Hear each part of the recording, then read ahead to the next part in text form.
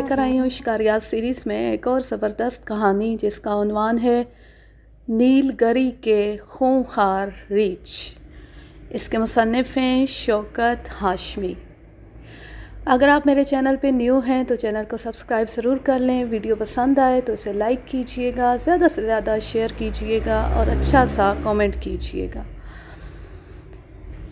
خواجہ احمد عباس کی فلم راہی کے یونٹ کے ساتھ بمبئی سے ایک بار پھر مجھے اوٹا کا منڈ جانے کا اتفاق ہوا۔ اس سے پہلے میں 2 مرتبہ اس علاقے میں گرمیوں کی چھٹیاں گزار چکا تھا۔ کوئمبٹور سے کونور اور کونور سے کوئمبٹور تک کا راستہ حسن قدرت کا شاہکار ہے۔ چاروں طرف سرسبز اور رنگ برنگ پھولوں سے لدی ہوئی پہاڑیاں، قدم قدم پر جھرنے اور آبشاریں، آسمان پر لدے ہوئے اودے اودے بادل اور خوشبو سے بوجھل ہوا کے مست جھونکے عجیب دلکش مناظر پیش کرتے ہیں۔ جی چاہتا ہے کہ انسان نیل گری کی ان خوبصورت پہاڑیوں اور وادیوں میں تنہا گھومتا پھرے اور قدرت کے اس حسن عریاں سے جی بھر کے سیراب ہو۔ کونور کے ڈیوس ہوٹل میں ہماری رہائش کا انتظام تھا، لیکن میں نے ہوٹل کے بجائے مسز اولگا رابرٹ کے پینک گیسٹ ہاؤس میں ٹھہرنا زیادہ بہتر سمجھا۔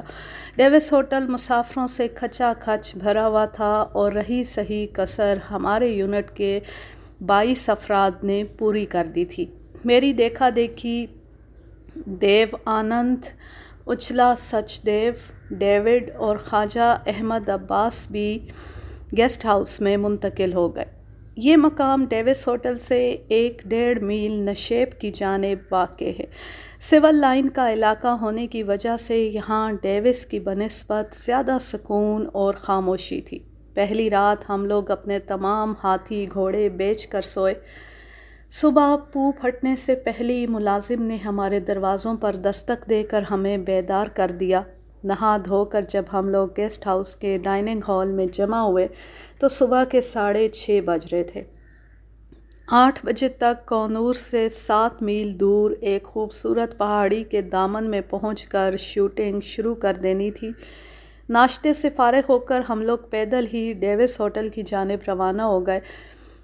باہر آسمان ابر آلود تھا اور تیز ہوا چل رہی تھی۔ کبھی کبھار ہلکی ہلکی بوندا باندی بھی ہونے لگتی۔ خواجہ صاحب بہت پریشان نظر آنے لگے، کیونکہ ایسے موسم میں فلم کی آؤٹ ڈور شوٹنگ ناممکن ہو جاتی ہے، لیکن ہوا کی تیزی اور تندی کے پیش نظر مجھے یقین تھا کہ چند گھنٹوں کے اندر اندر مطلع صاف ہو جائے گا۔ ڈیوس ہوٹل پہنچ کر معلوم ہوا کہ یونٹ کے تمام لوگ ابھی تک سو رہے ہیں۔ ملازموں نے بتایا کہ رات دیر تک تاش کی بازیاں جمتی رہیں اور یار لوگوں نے جی بھر کر اودم مچایا۔ ظاہر ہے کہ ایسی صورت میں صبح سویرے اٹھنا بہت مشکل ہے۔ دروازے پیٹ پیٹ کر ان لوگوں کو اٹھایا گیا اور جب سب لوگ نہانے دھونے میں مصروف ہو گئے تو دیو آنند، اچلا سچ دیو اور میں نے فیصلہ کیا کہ کاروں کے آنے اور یونٹ کے ساز و سامان لوکیشن پہنچنے کا انتظار کیے بغیر ہم لوگ لوکیشن کی طرف پیدل روانہ ہو جائے۔ موسم بہت خوشگوار تھا۔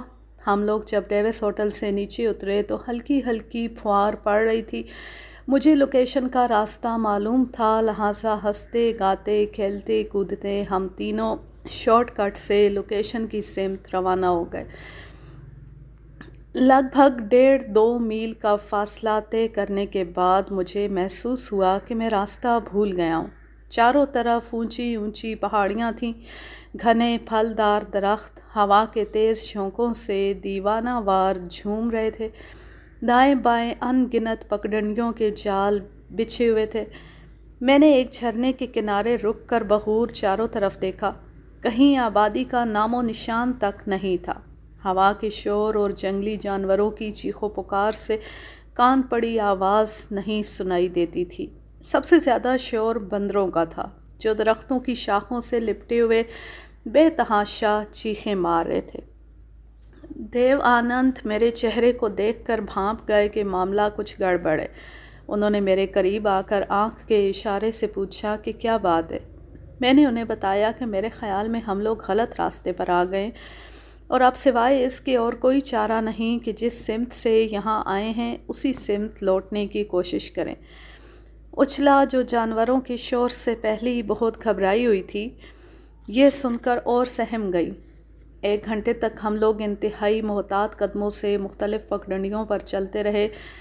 دن کے 9 بج چکے تھے مگر گھنے سیاہ بادلوں کی وجہ سے شام معلوم ہوتی تھی۔ اچانک بادل زور سے گرجا۔ چاروں طرف پھیلی ہوئی پہاڑیوں میں بادل کی گرج اتنی ہیبت ناک محسوس ہوئی کہ کلیجہ منہ کو آ گیا۔ ہم تینوں سہم کر ایک دوسرے کے قریب سمٹ آئے۔ دوسرے ہی لمحے تیز موسلادھار بارش ہونے لگی۔ میں نے کسی پناہ گاہ کی تلاش میں ادھر ادھر نظریں دوڑائیں تو سامنے ایک بڑی چٹان کے کنارے ایک اونچا اور گھنا برگد کا پیڑ دکھائی دیا۔ میں نے اچھلا اور دیو آنند کے ہاتھ تھام کر تیزی سے اس سمت بھاگنا شروع کیا۔ بارش اتنی تیز تھی کہ بوندیں کنکروں کی طرح ہمارے جسموں میں چبھ رہی تھیں۔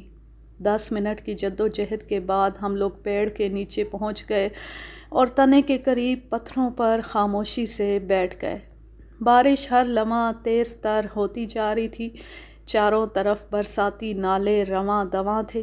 بارش درخت کی گھنی شاخوں سے چھن چھن کر ہمارے سروں پر برس رہی تھی۔ ہم لوگ سکتے کے عالم میں بیٹھے چاروں طرف دیکھ رہے تھے۔ اچانک مجھے اپنی داہنی سمت سے کسی جانور کے غرانے کی آواز آئی۔ میں نے سر گھما کر دیکھا۔ برگد کے پیڑ سے لگ بھگ 50 گز دور سیاہ رنگ کے ریچھوں کا ایک جوڑا غراتا اور تیزی سے بھاگتا ہوا ہماری طرف آ رہا تھا۔ ایسا محسوس ہو رہا تھا جیسے وہ کسی چیز سے انتہائی خوفزدہ ہیں۔ اچھلا سچدیو نے زور سے ایک چیخ ماری اور اپنی جگہ سے اٹھ کر میرے اور دیو آنند کے درمیان آ کر کھڑی ہو گئی۔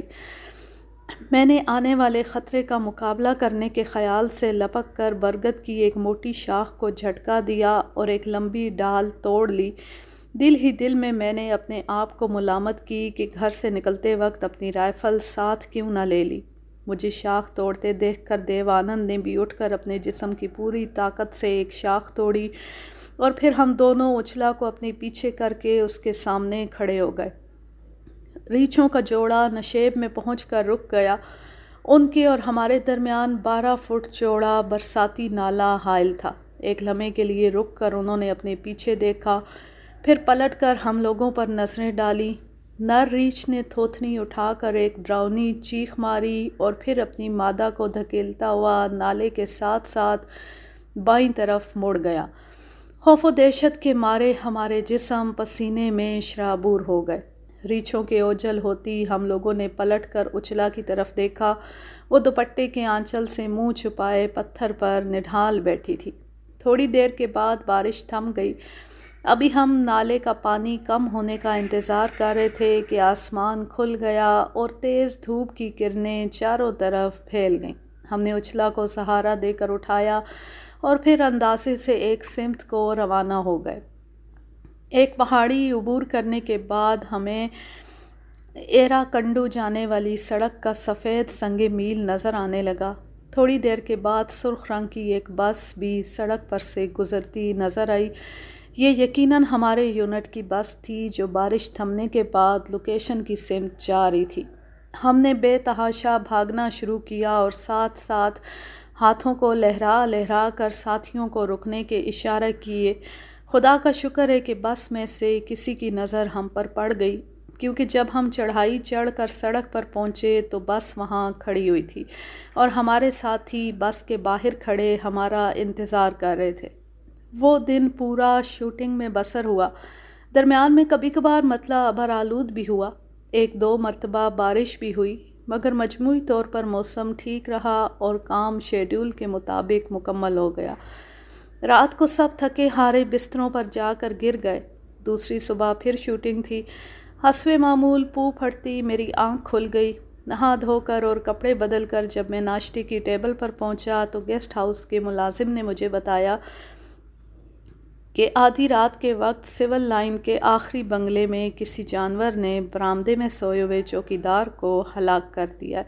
اس بارے میں اس نے جو تفصیل بتائی وہ یہ تھی کہ چوکیدار کی چیخ و پکار سن کر بنگلے کے دوسرے ملازمین اور بنگلے میں مقیم forest officer mister Verma Rao جب باہر آئے تو انہوں نے دیکھا کہ سیاہ رنگ کے 2 ہیبت ناک جانور چوکیدار کو گھسیٹتے ہوئے بنگلے کے باہر لے جا رہے ہیں۔ چوکیدار اس وقت تک زندہ تھا اور اپنے آپ کو ان کے چنگل سے چھڑانے کے لیے بے تحاشا ہاتھ پاؤں مار رہا تھا۔ دیکھتے ہی دیکھتے جانوروں نے پودوں کی باڑ توڑ کر چوکیدار کو باہر کھینچ لیا۔ مسٹر ورما راؤ کچھ دیر تک تو حواس باختہ اس سمت دیکھتے رہے، پھر انہوں نے بھاگ کر کمرے میں سے اپنی بندوق اٹھا لی اور نوکروں کے ساتھ باڑ کی طرف دوڑے۔ چاندنی رات تھی، دور کچھ فاصلے پر انہیں سائے متحرک نظر آئے۔ چوکیدار کی جان بچانے کے لیے انہوں نے 2 ہوائی فائر کیے اور پھر شور مچاتے ہوئے ملازمین کے ساتھ اس سمت دوڑ پڑے۔ اس ہجوم کو اپنی طرف آتا دیکھ کر دونوں جانوروں نے جست لگائی اور پشت کی جھاڑیوں میں گم ہو گئے۔ قریب پہنچ کر ان لوگوں نے دیکھا تو چوکیدار خون میں نہایا ہوا بے ہوش پڑا تھا۔ اس کی تمام کھال ادھڑی ہوئی تھی، رانوں اور بازوؤں کا گوشت نچا ہوا تھا۔ وہ زندہ تھا مگر اس کی حالت بہت ہی نازک تھی۔ بنگلے تک پہنچتے پہنچتے اس نے دم توڑ دیا۔ اس روز میری شوٹنگ نہیں تھی مگر میرا ارادہ تھا کہ میں لوکیشن تک یونٹ کے ساتھ جاؤں گا اور پھر ادھر ادھر کی پہاڑیوں میں شکار کھیلوں گا۔ شام کو پھر یونٹ کے ہمراہ کونور واپس آ جاؤں گا، لیکن ملازم کی زبانی اس حادثے کی خبر سن کر میں نے اپنا ارادہ بدل دیا۔ خواجہ صاحب سے اجازت لے کر میں نے اپنی رائفل اٹھائی، چند کارتوس جیب میں ڈالے، چائے سے بھری ہوئی تھرموس اور چند سینڈوچ ساتھ لیے اور سول لائن کے اس بنگلے کی طرف روانہ ہو گیا جہاں پچھلی رات یہ حادثہ پیش آیا تھا۔ چوکیدار کی لاش اس کے کوارٹر کے باہر چارپائی پر پڑی ہوئی تھی اور لوگوں کا ایک ہجوم اس کے گرد جمع تھا۔ اس کے بیوی بچے ماتم کر رہے تھے اور تمام فضا رنج و الم میں ڈوبی ہوئی محسوس ہوتی تھی۔ میں نے چوکیدار کی لاش کو بخور دیکھا، اس کے تمام جسم پر خراشیں تھیں، کندھے اور رانوں کا گوشت نچا ہوا تھا اور سفید ہڈیاں نظر آ رہی تھیں۔ لاش بڑی خوفناک حالت میں تھی۔ اسے دیکھ کر میں دہشت سے لرز اٹھا۔ میرے ہاتھوں میں نئی جرمن رائفل دیکھ کر مسٹر سیشا دری کو کسی نے خبر کر دی۔ ممکن ہے وہ آدمی مجھے پہچانتا ہو کیونکہ پچھلے دنوں میں اس علاقے میں ایک چیتا اور 2 خونخوار بندر ہلاک کر چکا تھا اور کونور کے اکثر لوگ مجھے پہچانتے تھے۔ مسٹر ورما راؤ مجھے اپنے ساتھ بنگلے کے ڈرائنگ روم میں لے گئے۔ وہاں ان کی بیوی اور بچوں سے بھی ملاقات ہوئی، وہ سب بے حد سہمے ہوئے تھے۔ مسٹر ورما راؤ نے مجھے حادثے کی تفصیل بتائی۔ چائے کا ایک کپ پینے کے بعد میں ان کے ساتھ جائے حادثہ پر پہنچا۔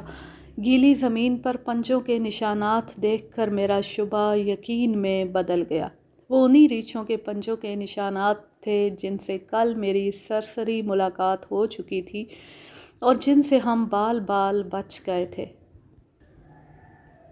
مسٹر راؤ میرے ہمراہ چلنے پر بضد تھے مگر میں نے بصد اصرار انہیں روکا۔ ٹوٹی ہوئی باڑ کے نیچے ایک ڈھلان تھی۔ ڈھلان کے اختتام پر برساتی نالا تھا جس میں سے زیادہ 1.5-2 فٹ پانی تھا۔ نالے کے پار گھنی جھاڑیاں تھیں جو پہاڑی کے دامن میں دور تک چلی گئی تھیں۔ ڈھلان سے اتر کر جب میں نالے میں آیا تو نالا پھلانگتے ہوئے مجھے دور تک ان کے پنجوں کے نشانات نظر آئے۔ نالا عبور کر کے میں نے رائفل لوڈ کی۔ 2 میل تک نالے کے ساتھ ساتھ نشانات کو دیکھتے ہوئے میں آگے بڑھتا رہا۔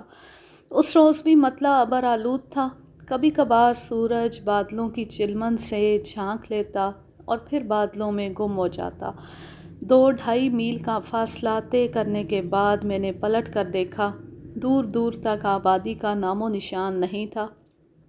کونور کے بنگلے پہاڑیوں کے پیچھے گم ہو چکے تھے اور ہر طرف ایک پرہول سناٹا طاری تھا۔ ہلکی ہلکی ہوا کے نرم جھونکوں میں سوندھی سوندھی خوشبو تھی۔ درختوں پر بندر خاموش بیٹھے مسلسل گھور رہے تھے۔ اچانک پنجوں کے نشانات غائب ہو گئے۔ میں نے متجسس نظروں سے چاروں طرف دیکھا۔ بائیں طرف کی جھاڑیاں کچلی ہوئی تھیں۔ میں دبے پاؤں جھاڑیوں کی سمت पलटा तो कुछ फासले पर मुझे पंजों के निशानात फिर नज़र आए। उनका रुख झाड़ियों की तरफ था।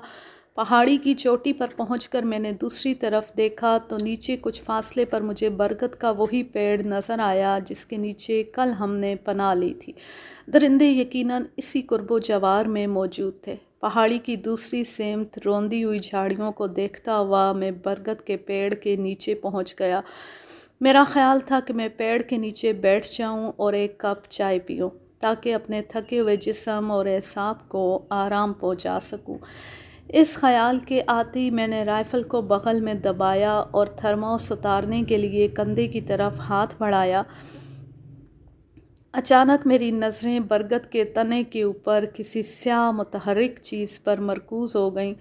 घनी शाखों के दरमियान रीछों का जोड़ा बड़े इत्मीनान से पाँव पसारे, बाजुओं पर अपने भारी भरकम सर टेके खूंखार आँखों से मुझे घूर रहा था। मेरे तमाम जिस्म में बिजली की एक लहर सी दौड़ गई।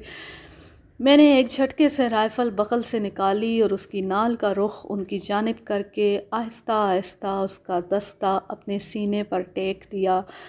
फिर आहिस्तगी से मैंने अपना एक घुटना ज़मीन पर टेका, ट्रिगर पर उंगली जमाई और राइफ़ल की मक्खी अगले रीछ के माथे की सिमत करके ट्रिगर को एक झटका दिया। एक धमाके की आवाज़ आई और दो भारी भरकम जिस्म धड़ाम से दरख्त के नीचे आ गिरे। चंद लम्हों तक मैं खामोशी से उस सिमत देखता रहा। एक जिस्म ज़मीन पर तड़प रहा था और दूसरा उसके करीब बैठा हैरत और परेशानी के आलम में उसे देख रहा था।